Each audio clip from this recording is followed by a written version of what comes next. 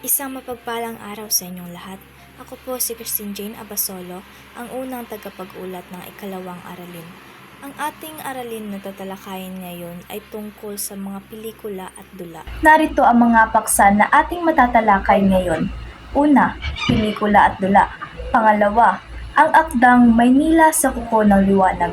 Pangatlo, pagbibigay kahulugan sa pamamagitan ng halimbawa. At ang panghuli ay suring pelikula at suring basa.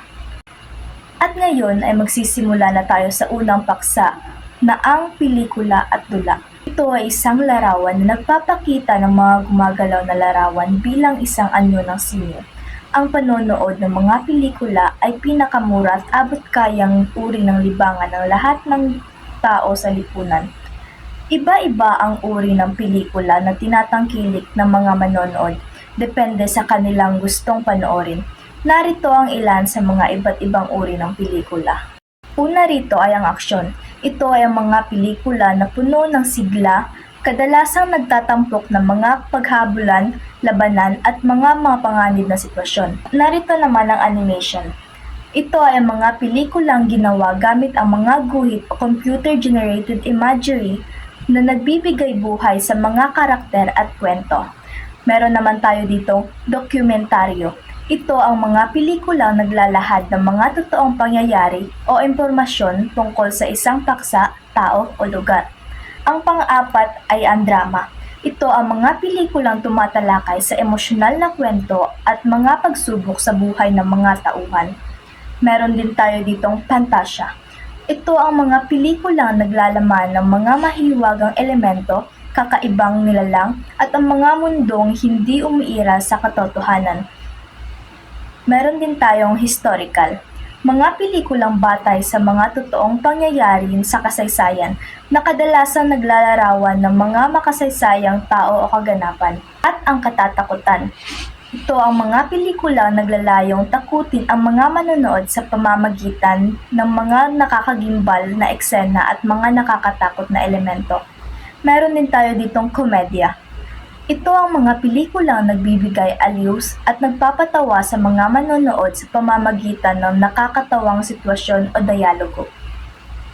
Meron din tayong musikal, mga pelikulang isinasama ang mga awitin at sayawin bilang bahagi ng paglalahad ng kwento. At meron din tayong sci-fi or science fiction. Ito ang mga pelikulang tumatalakay sa mga konsepto ng sensya at teknolohiya. Madalas na nagaganap sa hinaharap o sa iba pang mga planeta. Ang aking mga nabanggit ay tinatawag din nating genre sa English. Ngayon ay dumako naman tayo sa dula. Ano nga ba ang dula? Ang dula ay isang uri ng sining na kung saan ipinapakita ang pangyayari sa buhay ng tao sa pamamagitan ng kilos, pananalita at galaw ng kaisipan ng may akda. Ang dula rin ay maituturing na isang genre ng panitikan na nasa anyong tuluyan. Ang anyong tuluyan ay tumutukoy sa prosa kung saan ay hindi naggumagamit ng sukat o tugma sa pagbuo nito. Sa madaling salita, ang dula ay isang uri ng panitikan na isinusulat sa ordinaryong paraan ng paggamit ng salita, tulad ng pagkikwento sa halip na patula.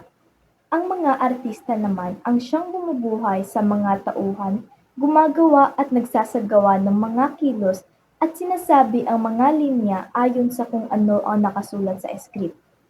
At talakayin naman natin ang akdang Maynila sa Kuko ng Liwanag. Ito ay batay sa nobelang Sa Kuko ng Liwanag ni Edgardo Reyes. Narito ang buod ng akda. Ang akdang Maynila sa Kuko ng Liwanag ay nagbibigay diin sa kritikal at realistikong paglalarawan ng lipunan at politika sa Pilipinas noong dekada 70.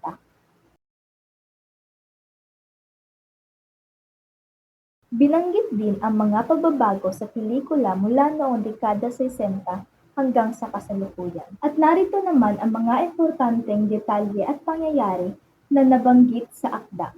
Una, pagsusuri sa pelikula. Ito ay isang kritikal na pagsusuri ng pelikulang Maynila sa Kuko ng Liwanag at ang kalawangin pintong yugto ng sine sa Pilipinas. Pangalawa, realismo at katotohanan. Binigyang diin na ang pelikula ay kritikal na realismo. Ibig sabihin, Ipinapakita nito ang katotohanan sa lipunan at ang mga sitwasyon na may kinalaman sa politika. Ito ay tumutukoy sa mga pangyayari noong dekada 70. Pangatlo ay ang mga tema.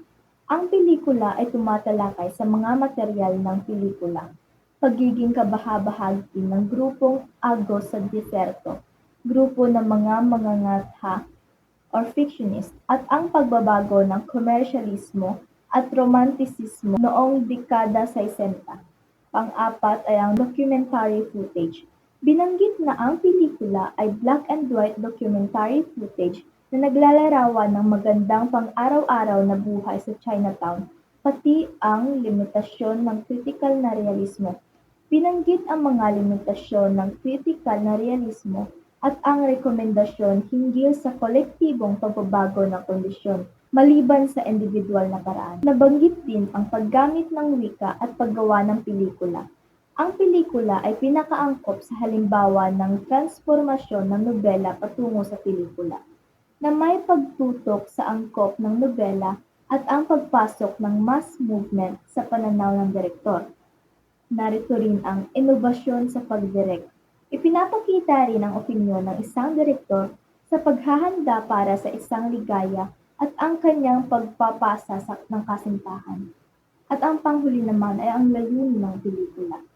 At tumungo naman tayo sa pangatlong paksa, ang pagbibigay kahulugan sa pamamagitan ng halimbawa. Mayroong partikular na gamit ang wika sa iba't ibang sitwasyon at tinatawag itong register. Ang ibig sabihin nito ay kapag gumagamit tayo ng wika, iba-iba ang paraan natin sa pagsasalita depende sa sitwasyon. Ang register ay parang estilo ng pananalita na pinipili natin para sa isang partikular na lugar o kasama ang mga tao. At ang pelikula at dula naman ay may sarili ring register. Narito ang mga halimbawa ng register na ginagamit sa pelikula: lights, camera, action, focus, cinematografiya, script, at direktor. At narito naman ang ginagamit sa dula. Una, dulang isang yugto, right stage, left stage, mensahe, at galaw ng tauhan. At ang panghuling paksang ating tatalakayin ay ang suring pelikula at suring basa. Ang pagsusuri ng isang pelikula at isang akda ay maituturing na mataas at tampok na kasanayang dapat linangin ng isang individual. Ibig sabihin nito ay ang pagsusuri ng pelikula at akda ay mahalaga dahil kailangan nito ng malalim na pag-unawa sa mga elemento nito.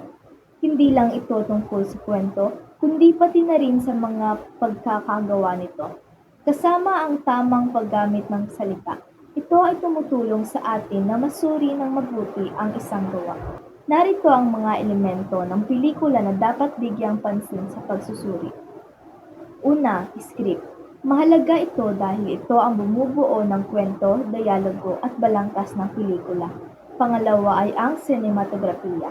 Binibigyang pansin ito dahil sa paraan ng pagkuha ng mga anggulo at ilaw na lumilikha ng visual na ekspresyon at kapaligiran.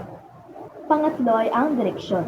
Sinusuri ito upang makita ang bisyon ng direktor at kung paano niya pinag-uugnay ang iba't ibang elemento ng pelikula. Pang-apat ay ang pagganap ng artista.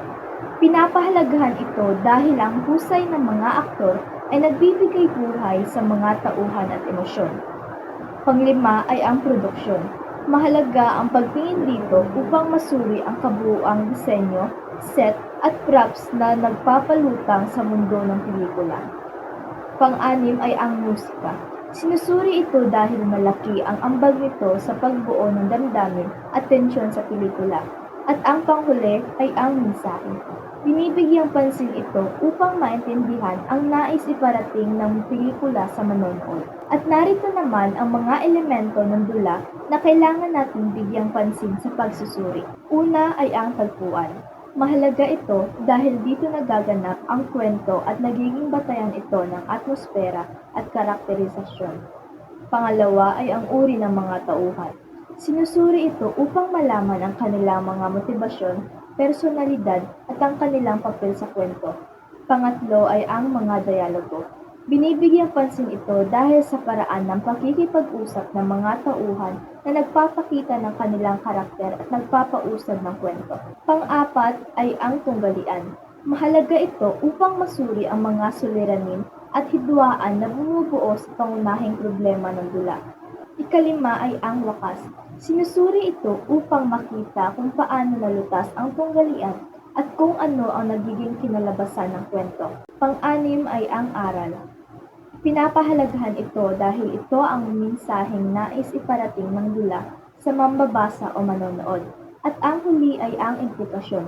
Binibigyang pansin ito upang masuri ang mas malalim na kahulugan at mga posibleng implikasyon ng dula sa lipunan o mambabasa. Narito naman ang mga dapat tandaan kapag nagsasagawa ng pagsusuri.